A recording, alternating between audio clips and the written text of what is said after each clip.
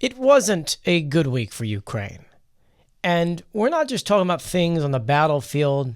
We're talking about attacks that Russia did in Kyiv, the G7, which didn't really bring the results that were needed. And ultimately, overall, the United States not really doing what was needed. And so we need to take a moment and talk about this because as things are happening between Israel and Iran, I will tell you the news is going to be focusing a lot on that and not as much on Ukraine. When I say that this attack on Kyiv was the worst we have ever seen, it was by far the worst attack ever. A brutal attack or a brutal strike is probably not the right words for it. I would say that it's devastating. It was devastating what happened. For those who don't know, Russia had launched over 400 and something odd air targets into Ukraine with ballistic drones and other kind of missiles going into many different areas, but Kyiv was the main target. And in every video you see, you can actually watch Russia fly their drones or their missiles or whatever into residential high-rise buildings, into shops, bookstores, and things like that. And Russia is championing this as we hit all the military targets overnight. There was not one single military target hit in Kyiv.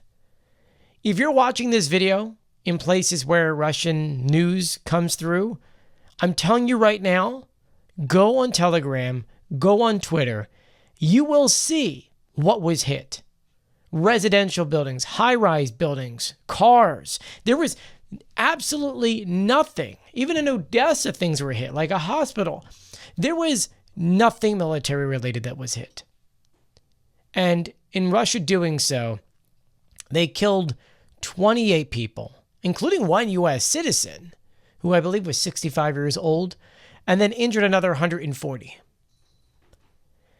This was the worst attack ever, and we did not hear a single word from President Trump, except for, I guess he mentioned something in Air Force One, which pretty much made it seem to be like, I don't know what you're talking about. I didn't hear anything. Drone attack in Kyiv. What's your response to that? It looks like 14 What was that? a drone attack, a Russian drone attack in Kyiv. When? Very recently. Just now. 14 civilians in apartment building. I mean, as I'm looking back to see if that's what it was. Sounds like it. I'll have to look. Yet, he supposedly had a phone call with Vladimir Putin not too long ago, and where they mostly addressed Iran, not really much Ukraine, but Donald Trump has pretty much dismantled any kind of peace talks with Russia. We don't have a date for another one. On top of that, Moscow announced not too long ago that there are no more peace talks happening, especially because they wanted it moved to Moscow, and that was canceled. So any steps from Donald Trump is completely out the window. And you're probably saying, how did we even get to this point? A lot of it's because when it comes to Iran and Israel, we once again find ourselves in the United States fighting Russia.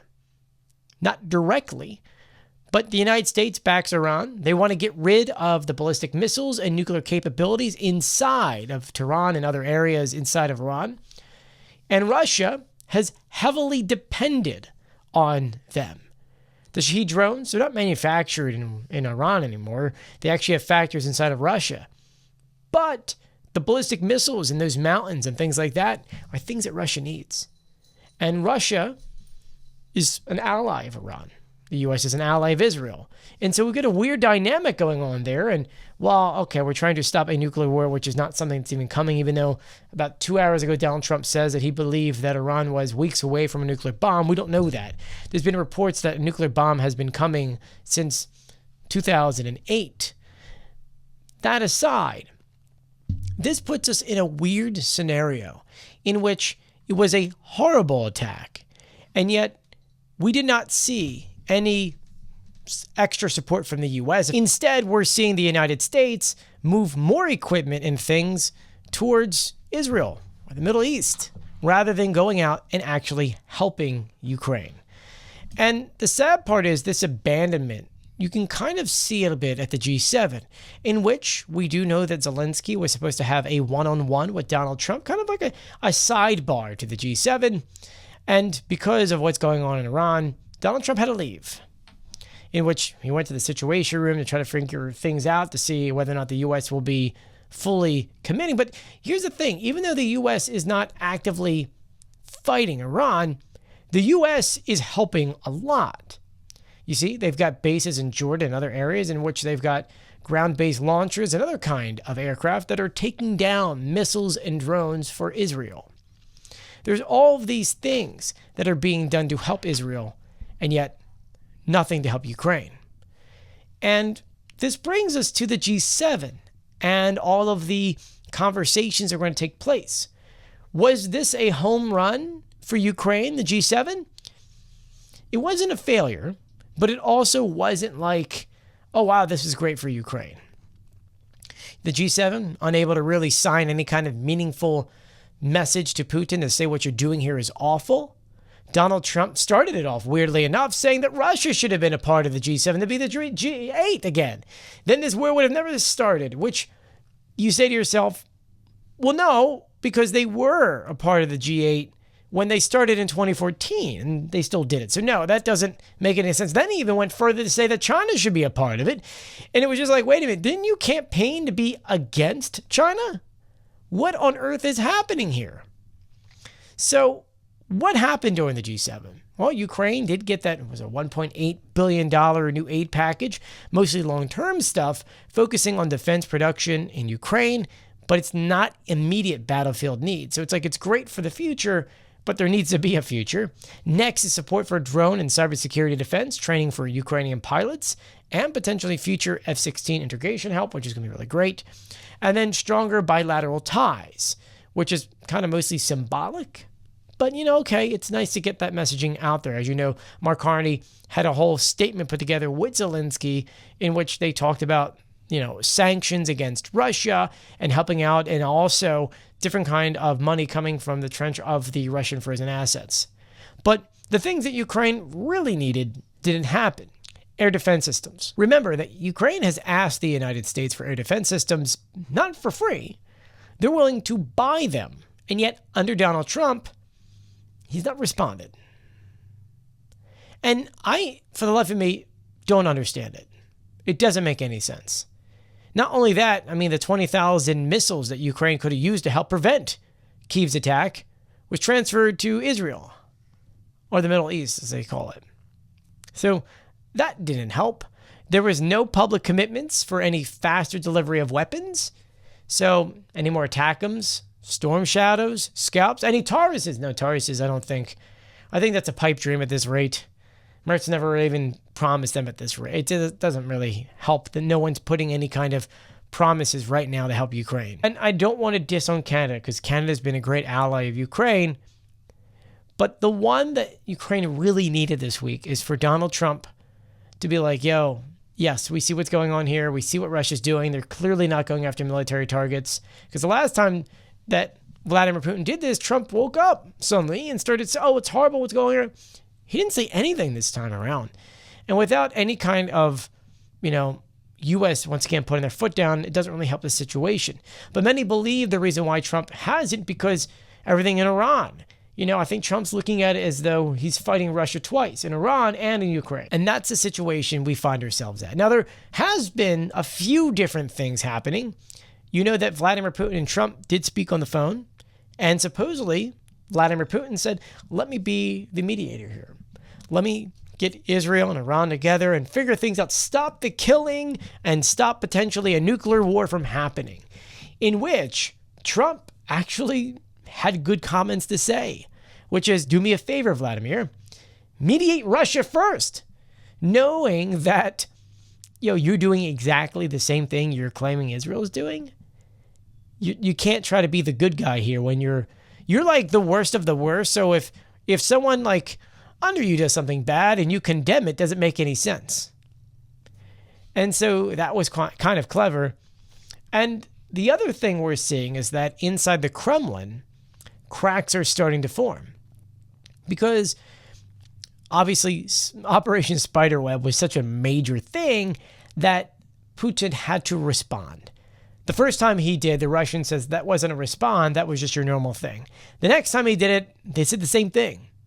And now they're starting, at least according to a new report from Telegraph, they're starting to tell Putin it's time to declare a full-out war, which, I mean, if you look to see what's been happening in Russia, yeah, he's been calling it a special military operation for 3 years, but there needs to come a point in time where you go, this is a full-on war.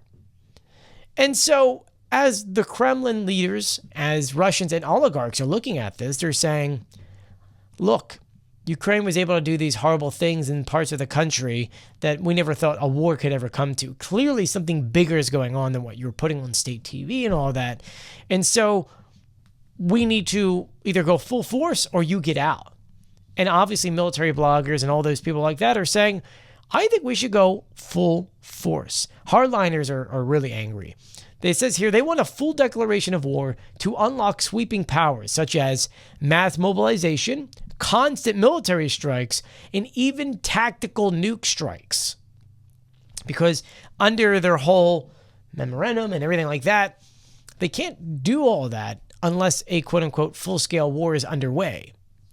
But Putin would never swallow his pride because he tried to make this in the beginning be a small little thing that we're just trying to, topple a country. 3 days. We're over 3 years. We are over 3 years. And I want you to think about something here.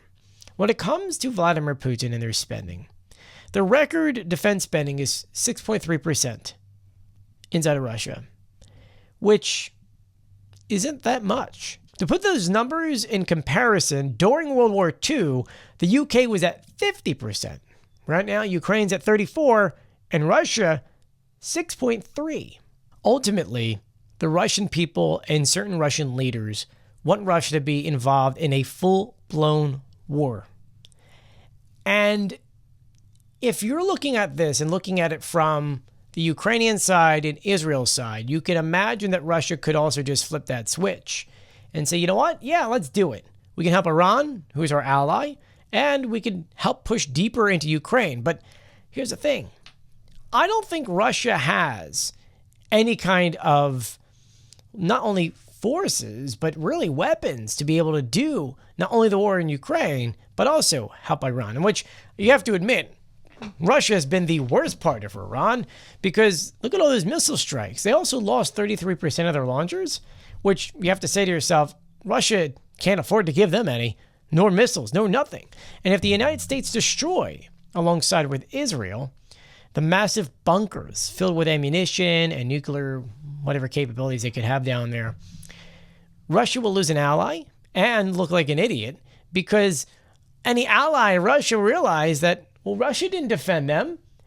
They have a strategic agreement, and yet Russia didn't help one bit. The only thing we know that Russia actually helped about was how to get the ballistic missiles past the air defense systems in Israel because of the experience they have in Ukraine with Patriots. All that aside, that brings us to now, where Ukraine got hit really hard. We barely have a statement from the White House condemning what Russia did. Sure, they've gotten some packages from Canada, but it's not instant. And on the battlefield, Russia's still moving forward a couple of square kilometers a day, in different directions, not all at once, especially in Sumy and towards Pokrovsk. So we find ourselves in a very interesting time, and we don't know what's going to happen. How many more Patriot missiles does Ukraine have? How many more weapons does Ukraine need just to help hold the line? We don't know. Without any major announcement from the United States or Trump denouncing what Russia did the other day, it hasn't been a good week. That aside, I'll be sure to keep you guys updated. A special thank you to everyone who signed up for my Substack, especially those who are a paid member who get their name at the end of my videos. So if you want to be on the list, which is free, you could sign up. The link to that is in the bio of this. And if you want to become a paid member and help support my independent journalism, I would greatly appreciate that. Link is the same link. You just sign up for it there. That being said, guys, please stay safe. I'll see you later.